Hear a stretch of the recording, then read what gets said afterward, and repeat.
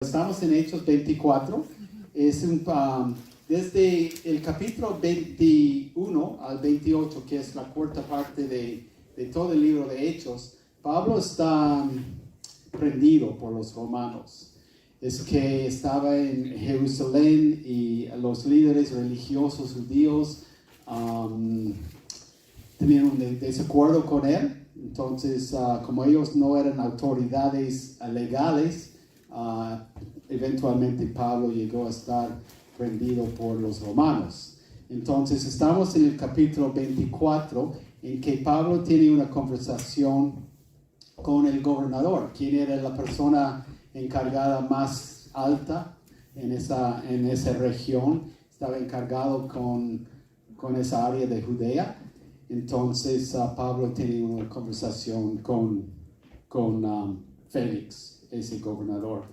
El abogado por los judíos religiosos está hablando. Y él dice, porque hemos hallado que este hombre, hablando de Pablo, es una plaga y promotor de sediciones entre todos los judíos por todo el mundo y cabecilla de la secta de los nazarenos.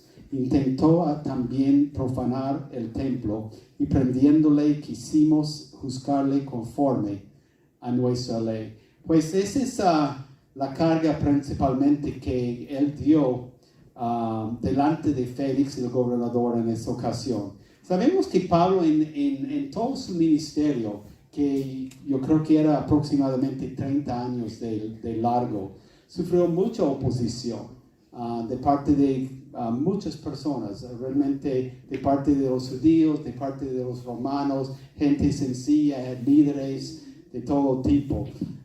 Encontró mucha oposición. Y aunque enfrentaba todo eso, sabemos que él era un hombre nomás, ¿no? Y debía haber sufrido por todo eso. Aunque yo supongo que aprendió cómo enfrentar la oposición, de otra manera sabemos que debía haber sido difícil para él, ¿no? Porque ¿quién quiere ser criticado? Y pese a lo difícil de su vida, él lo enfrentaba de una forma con mucho anhelo, porque aunque fuera difícil, él sabía que su ministerio estaba teniendo un efecto positivo, porque ministraba, se esforzaba de esa forma, porque él sabía que el mensaje que proclamaba, si fuera recibido por la gente, iba a tener un efecto, iba a tener algo sucedería en la vida de esa persona. Y estaba él totalmente convencido de que Jesucristo pudiera cambiar la vida de cualquier persona que en él cree. Pues por eso seguía adelante, aunque fuera difícil para él. Y sabemos todo el trayecto, bueno, a lo mejor sabemos bastante del trayecto, de sus experiencias. A lo mejor Pablo, yo creo que tenía comprensión de la oposición, si uno podría decirlo de esa forma, porque él mismo había opuesto el evangelio, ¿no es cierto? Por un tiempo, él era en un momento en contra del mensaje. Él había aprendido a muchas personas, a lo mejor tuvo una parte en la muerte de algunos de los seguidores de Cristo, y él con toda su fuerza había obrado en contra del mensaje. Pues yo creo que eso le ayudaba un poquito en entender cómo sería la persona que estaba en contra del mensaje, porque él mismo había hecho eso. Pero también entendía, según 2 de Corintios 4:4, que él mismo escribió bajo la inspiración de Dios, que dice, en los cuales el Dios de este siglo cegó el entendimiento de los incrédulos, para que no les resplandezca la luz del evangelio de la gloria de Cristo, el cual es la imagen de Dios. Tenemos que entender que detrás de la oposición que uno siente o que recibe de parte de otros que tal vez cuando les intentamos hablar de Dios, no lo tomen en cuenta o están más fuertes en su oposición. Tenemos que entender que el diablo está detrás de todo eso, que está poniendo ideas en la mente de la persona. Y por las muchas razones que hay, probablemente cientos de razones o más, que uno puede decir para no creer en Jesucristo. Bueno, igual a Pablo, debemos nosotros seguir esforzándonos en cuanto a compartir con gente, con personas que tal vez han estado en contra por mucho tiempo. Pensamos que esa persona ya definitivamente nunca va a llegar a conocer a Cristo. Pero nosotros no podemos decir eso porque no somos Dios, ¿verdad? Entonces nosotros, como Pablo, tenemos que ir insistiendo, no para ser un dolor de cabeza para ellos o hacer su vida difícil, no, porque creemos que cuando una persona finalmente se rinde a Cristo, su vida será totalmente cambiada. Y si entendemos eso, seguimos adelante compartiendo con las mismas personas, con amor y entendimiento. Bueno, en esa situación, después de que ese hombre había puesto sus críticas contra Pablo, ¿cómo se llama? El gobernador Félix le dio a Pablo la oportunidad de responder. Y primero, y por un tiempo corto, no sabemos en el texto, no sabemos si eran minutos o más, pero yo creo que en cuanto al contenido y la mayor parte del mensaje que Pablo dio o su conversación, eso era la parte menor. Pero él empezaba hablando en contra o intentando dar una defensa por sí mismo. Porque todo eso había sucedido porque en Jerusalén algunos pensaban que Pablo había llevado un gentil dentro del templo. Entonces eso era la mayor crítica. Y al final Pablo decía que eso no fue así, que yo estaba con fulano de tal en la ciudad, pero él no fue al templo y yo simplemente fui al templo porque quería adorar a mi Dios. Y en ese entonces los gentiles no fueron permitidos entrar al templo y por eso era un gran problema de parte de los líderes judíos. Y él hablaba a estas críticas en principio.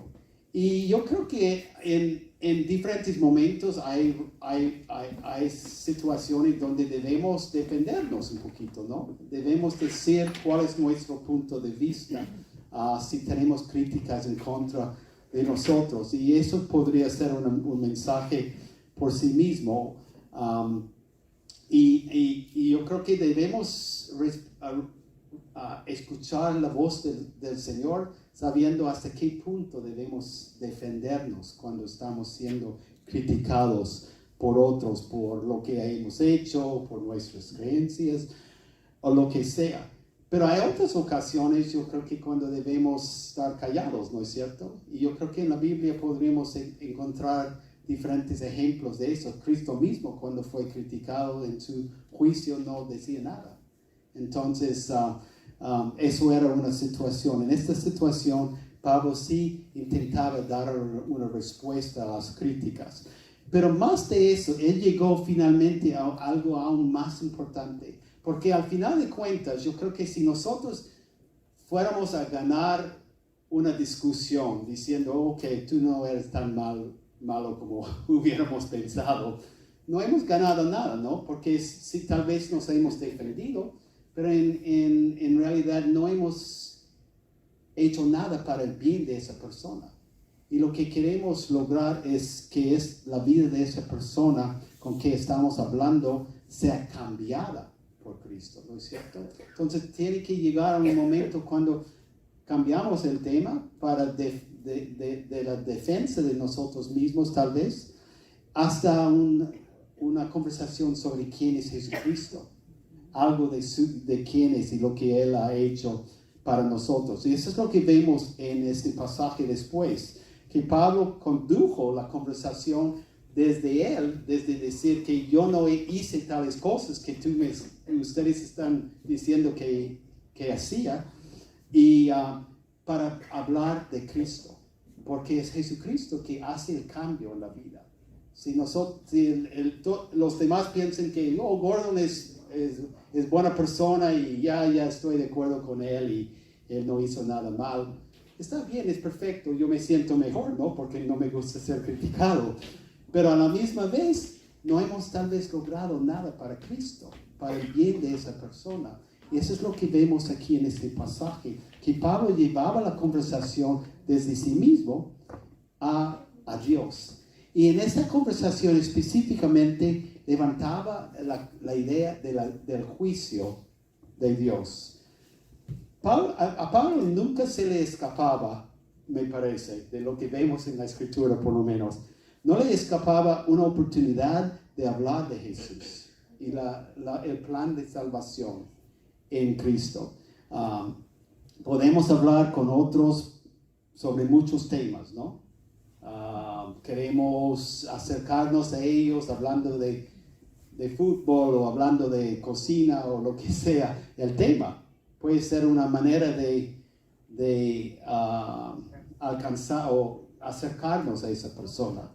Pero al final de cuentas, eso no va a cambiar a nadie, ¿no? Lo que va a cambiar a la gente es saber de Cristo, saber lo que Cristo ha hecho por ellos. Entonces, él empieza la conversación, después de su defensa, empieza diciendo que yo realmente adoro a Dios. Yo amo al mismo Dios que ustedes aman. Porque los judíos creían en el mismo Dios que nosotros creemos. Está en la misma Biblia y ellos conocían de Dios antes de los cristianos, en este caso, en este sentido. Y ellos somos de la misma familia. Pero en el Antiguo Testamento hablaban del Mesías y Pablo simplemente estaba diciendo que ese Mesías que está hablado en todo el Antiguo Testamento, ese es el Mesías en que yo creo. Yo creo en Cristo. Cristo es el Mesías. Cristo es el enviado, el ungido de Dios y yo creo en Él. Y luego decía que él hablaba de la esperanza que hay en la salvación que hay en Jesucristo. Que conociendo a Jesucristo, uno tiene salvación en Él. Y específicamente levantaba el tema del juicio. Un juicio de ambos los justos, siendo los justos son las personas que ya han creído, ya son fieles a Dios. Y los injustos, los que no han puesto su fe en Él todavía. La resurrección de los seres humanos después de la muerte está claramente dicho en la Biblia, en el Antiguo y también en el Nuevo Testamento. Leemos en Daniel 12:2 por un ejemplo de eso, que dice, y muchos de los que duermen en el polvo y de la tierra serán despertados, unos para vida eterna y otros para vergüenza y confusión perpetua. Entonces está diciendo que todos van a estar resucitados, todos van a tener una segunda vida, pero unos serán levantados para pasar la vida con Cristo y otros estarán fuera de su presencia. Entonces quiere levantar eso porque él pensaba que eso sería el medio de entrar a la vida, a alcanzar el corazón de esa persona. Hay muchos temas que uno puede compartir con gente, ¿no? Y uno cuando comparte no puede compartir de todo en un solo instante normalmente.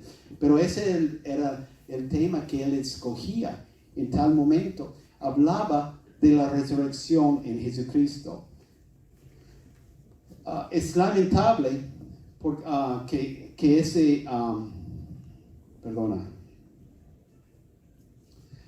la resurrección realmente es algo que yo creo que casi todos anhelan.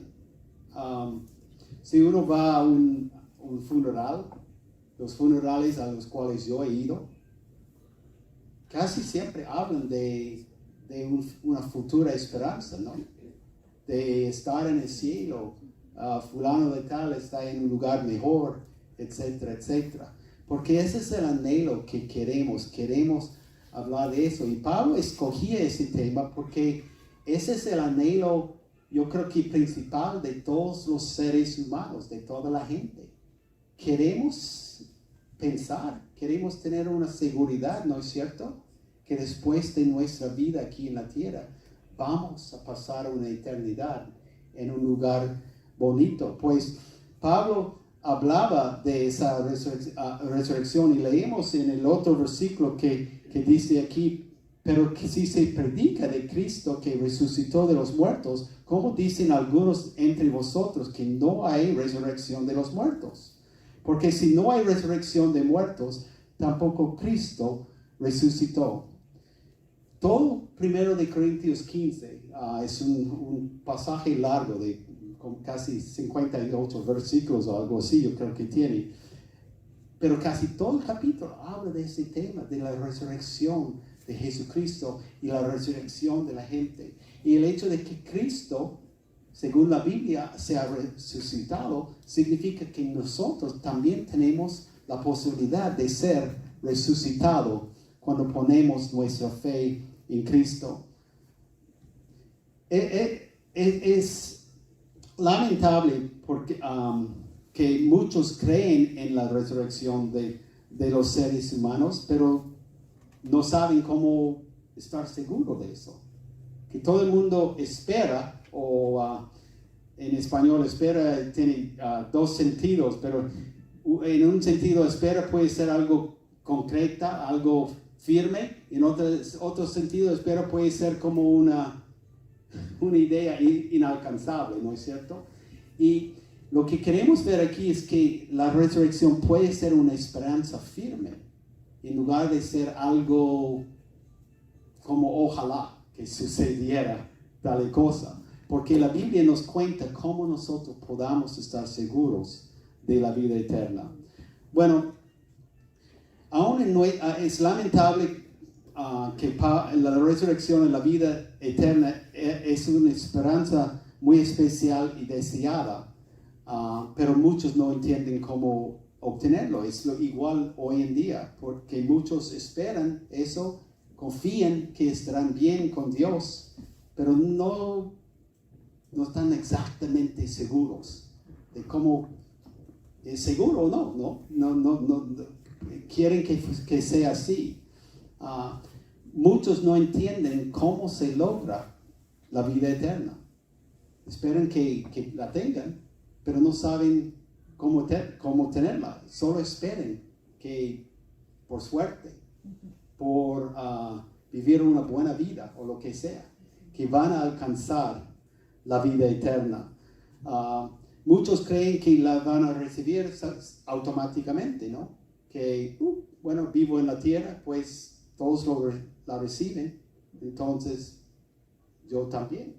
Otros creen que, bueno, tal vez no todos la reciben, pero yo soy suficientemente bueno que por lo menos yo voy a recibirlo, ¿no? ¿Por qué? Porque yo no he hecho nada malo, yo no he hecho daño a nadie.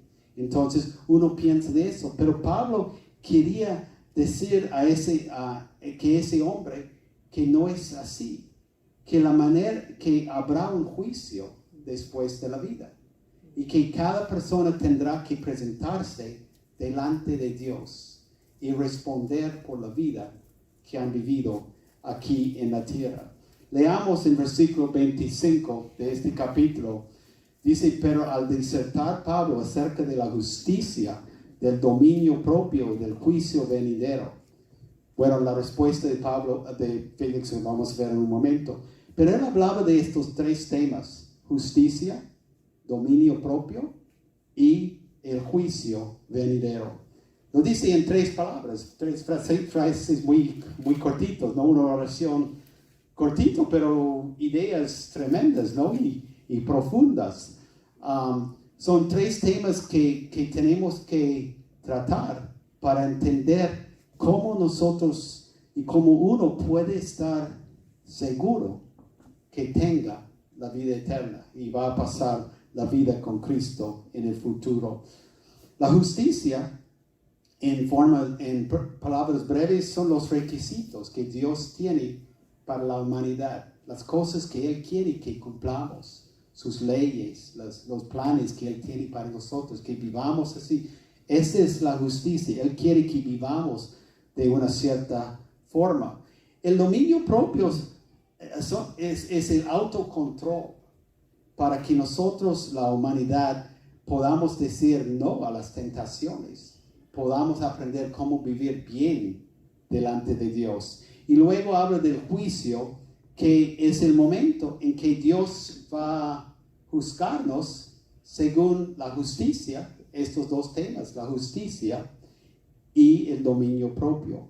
Bueno, Pablo decía a ese gobernador y a los demás que estaban allí presentes, para los que creen en Cristo y para los que no, que habrá un juicio para los que creen en Cristo y para los que no creen. Otros versículos en el Nuevo Testamento explican cómo aquellos que no creen en la salvación serán juzgados por no creer en Jesucristo. Serán juzgados por no poner su fe en Jesucristo y lo que Cristo hizo en la cruz.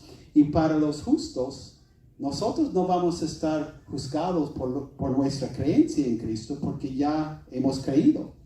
Vamos a estar juzgados por nuestras obras, por las cosas que hicimos a favor o no hicimos a favor de Jesucristo. Dios demanda que todos seamos justos para entrar al cielo.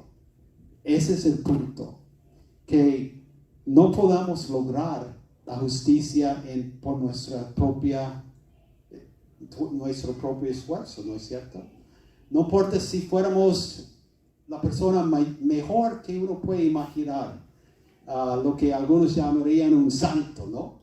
Bueno, la verdad es que todos somos santos y hemos creído en Cristo, pero como algunos creen que tiene que ser de un nivel muy alto, muy especial, casi único, para ser una persona muy justa, muy perfecta de esa forma.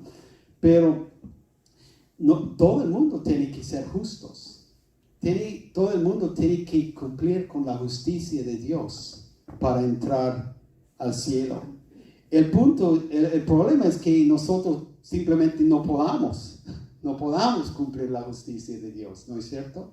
Ninguna persona jamás, a una persona mejor que ha vivido en la tierra, que ha vivido la vida más bella, más hermosa, más perfecta que uno puede imaginar, esa persona no alcanza la justicia de Dios. Y la Biblia dice que tenemos que estar justos, perfectamente justos. Pues si nosotros no podamos cumplir la justicia de Dios, pero Cristo requiere la justicia de Dios, parece que hay un problema. Pero el problema fue solucionado, y es lo que Pablo quería decir a ese hombre Félix, que la justicia de Dios fue cumplida por Jesucristo, que Él murió en la cruz y tomó los pecados míos, los pecados de cada uno de nosotros sobre la cruz. Cada persona que jamás ha vivido en este mundo o vivirá en el futuro, Él tomó los pecados, las fallas de cada persona, para que cuando uno coloque su fe en Jesucristo y uno acepta lo que Cristo hizo por uno recibe la justicia de Cristo.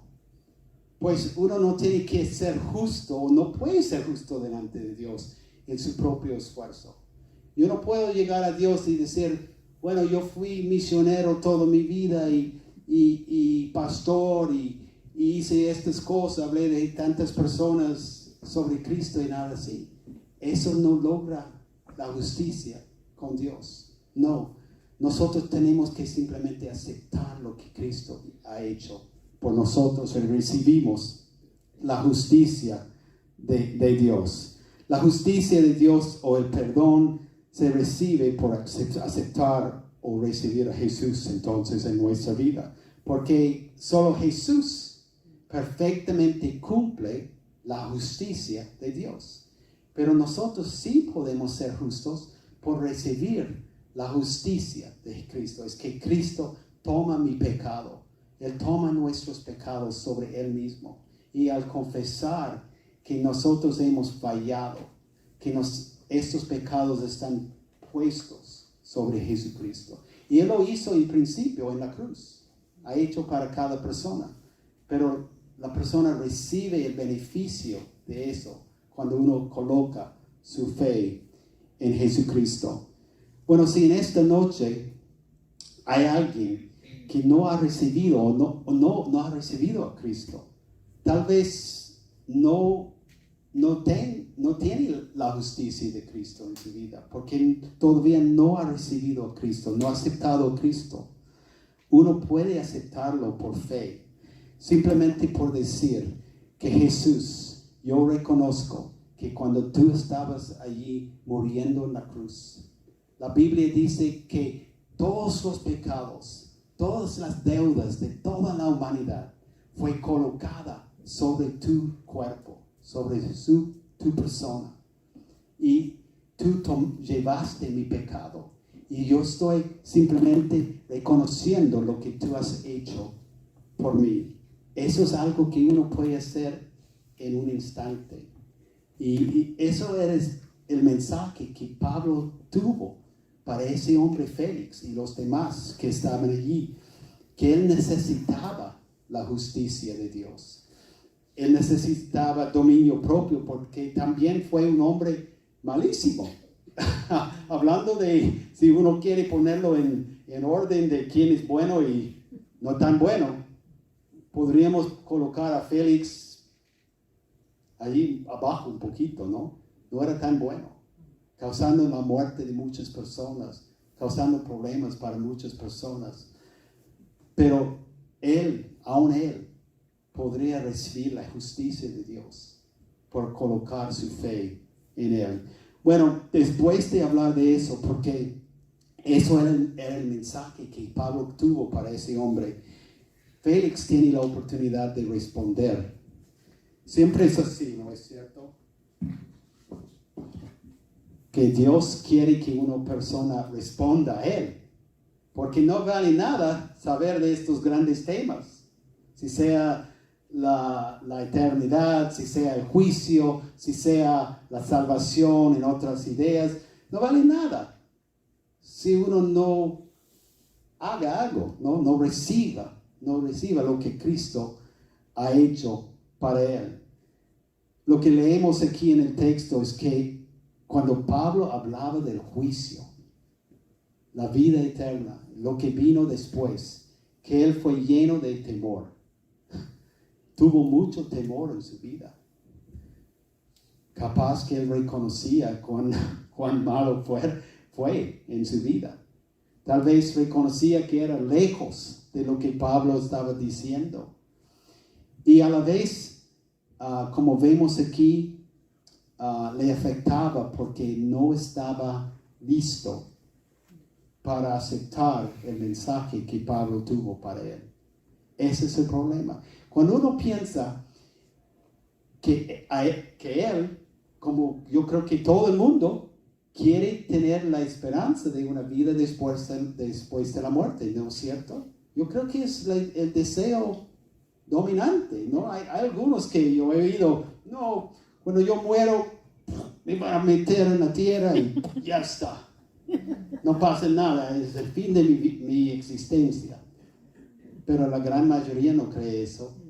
Y se dice que hay muy pocos que creen eso cuando tienen la oportunidad de pensar en eso antes de su muerte. Porque la gran mayoría quiere pensar en algo bonito, algo bueno después de la muerte. Bueno, muchos esperan en la vida eterna, pero desgraciadamente no saben cómo obtenerla. Y viven muchos años pensando que van a recibirla, pero no saben que es tan fácil. Simplemente por recibir a Cristo, por poner su fe en Cristo, por decir, Jesús, yo he hecho mucho mal, yo no he hecho tu voluntad, no he cumplido tu juicio. Necesito que no he cumplido tu justicia, mejor dicho. Yo necesito tu justicia en mi vida. Es tan fácil, pero al llegar a tener una decisión que debe ser fácil, ¿no? Cuando Pablo está diciendo que eso es lo que Cristo ofrece. Cristo ofrece una vida después de la muerte. Ofrece una esperanza de algo bonito después de la muerte. Solo hay que creer y vivir para Él. Debe ser fácil, pero no siempre es así. Bueno, ese hombre tuvo temor. Y la respuesta a tener temor del futuro es simplemente aceptar lo que la Biblia dice acerca de la solución, ¿no? De cómo podemos enfrentar la vida eterna o el futuro después de la muerte, y simplemente por poner nuestra fe en Cristo. Esa es la forma mejor para enfrentar el temor. En la ocasión de la muerte de Lázaro, un buen amigo de Jesús, en Juan 11:25, le dijo a Jesús: yo soy la resurrección y la vida. El que cree en mí, aunque esté muerto, vivirá. Pues la mejor forma de enfrentar el temor o las inquietudes sobre el futuro después de la muerte es simplemente por colocar su fe en Cristo y prepararnos para ese momento antes de morir. Esa es la solución que Dios ofrece a cada uno de nosotros. Bueno, hace un par de semanas, Katy y yo estuvimos en Idaho visitando a un amigo que estaba en nuestra boda hace 41 años. Y no lo habíamos visto, él y su esposo, en 37 años. Pero ha movido aquí al oeste más o menos. Entonces pasamos por allí, los visitamos. Y ahora Kirk tiene cáncer, le dan meses de vida. Bueno, le han dado meses de vida ya por 6 años. Pero parece que es aún más grave en este momento. Pero el punto que quería decir es que ese hombre, y me tocaba porque tenía bastante confianza en Dios, mucha confianza en Dios, de que aunque tal vez solo tuviera 1, 2, 3 meses más de vida, que él estaba preparado para el futuro, preparado para la vida después de la muerte, porque había hecho su paz con Dios y confiaba en Jesucristo. Y eso me tocaba porque todos estamos mirando la misma cosa, ¿no es cierto? Pero podemos enfrentar el temor de estas cosas por tener una confianza en lo que Cristo ha hecho para nosotros. Bueno, parece que Félix no pudiera aceptar que él estaba condenado espiritualmente y que Jesús fuera su única esperanza para lograr la vida eterna. Parece fácil en un sentido porque Cristo ha hecho todo, pero complicado, ¿no? Porque no queremos, cuesta rendirnos y decir: sí, Jesús, reconozco que tú hiciste todo, yo no puedo hacer nada, simplemente aceptar lo que tú has hecho por mí. Complicado y fácil a la misma vez. Bueno, y lo que Félix hizo es lo que pasa con muchos: evitan, postergan la decisión. Bueno, tal vez un poquito luego, o en este momento no, porque Félix decía que se turbó cuando Pablo hablaba de estas cosas. Entonces le despedía. Unos días después tuvo otra conversación y luego durante 2 años se olvidó de esta cosa.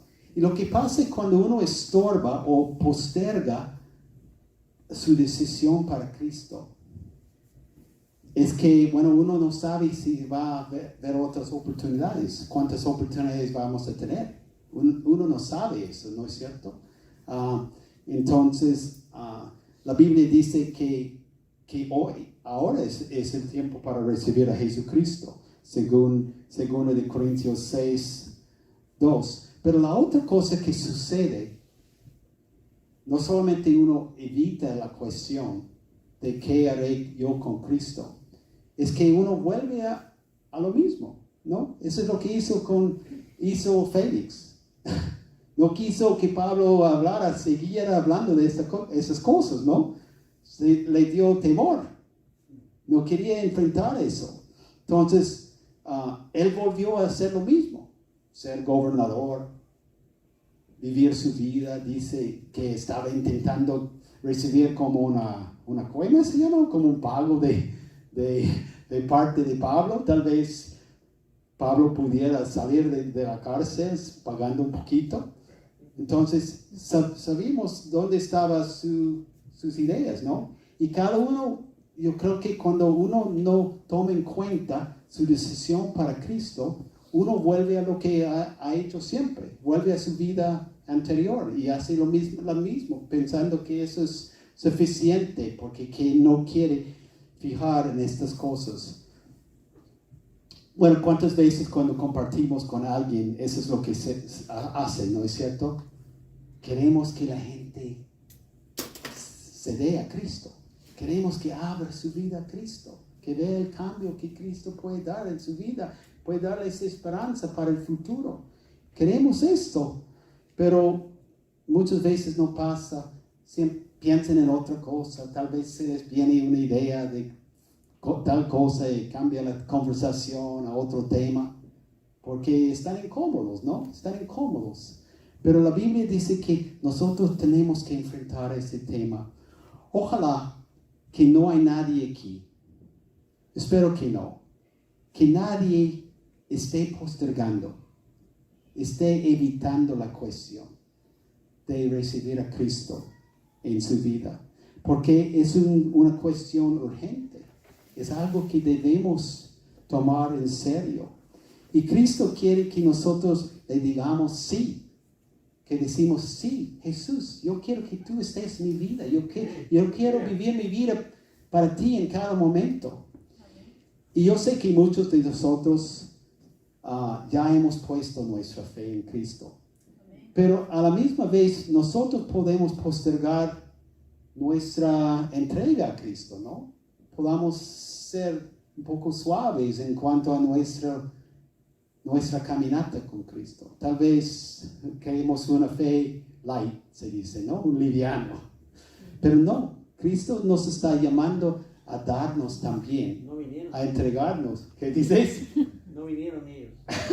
No, ninguno, todos están. Bueno, yo sé que muchos, si no todos nosotros, hemos puesto nuestra fe en Cristo. Pero si no, pueden tomar estas ideas cuando estén compartiendo e insistir a tener un poco de pasión con la gente, porque la gente necesita a Cristo en su vida.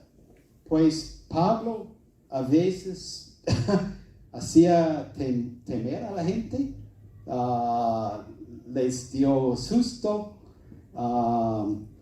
les causaba mucha oposición por su entrega a Cristo, porque Pablo parece que era loco para Cristo, ¿no? Estaba tan comprometido con Cristo. Ojalá que eso sea algo para nosotros también, que estemos como locos para Cristo, ¿no? Porque no para que seamos un problema para gente, pero porque creemos que su vida va a ser cambiada de tal manera si solamente ponga su fe en Cristo. Ojalá que aún en esta Navidad, que Dios nos use para decir algunas cosas a nuestros vecinos, nuestros familiares, cosas que les llaman la atención, para que la gente pueda pensar de su necesidad para Cristo. Y que a la vez nosotros podamos volver a pensar, sí, Cristo, tú quieres que yo esté muy comprometido contigo también. Que Dios nos ayude a hacer esto esta Navidad. Padre, gracias, Padre, por tu palabra, que nos dirige, nos da perspectiva sobre la vida. Y pedimos, Padre, que siempre podamos estar muy comprometidos contigo.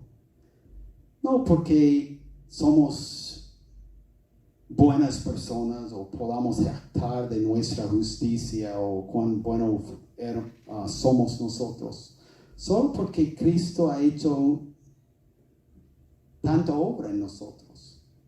nos ha salvado, nos ha dado nueva perspectiva, nos ha dado nueva dirección en nuestra vida. Y eso nos da una diferente manera de vivir. Y simplemente queremos que otros tengan eso. Como Pablo quiso que Félix creyera, queremos que nuestros primos, nuestros tíos, nuestros amigos y vecinos también crean. Pues danos las palabras para poder compartir con ellos y darles la fe a otros para que crean. En el nombre de Cristo oramos. Amén.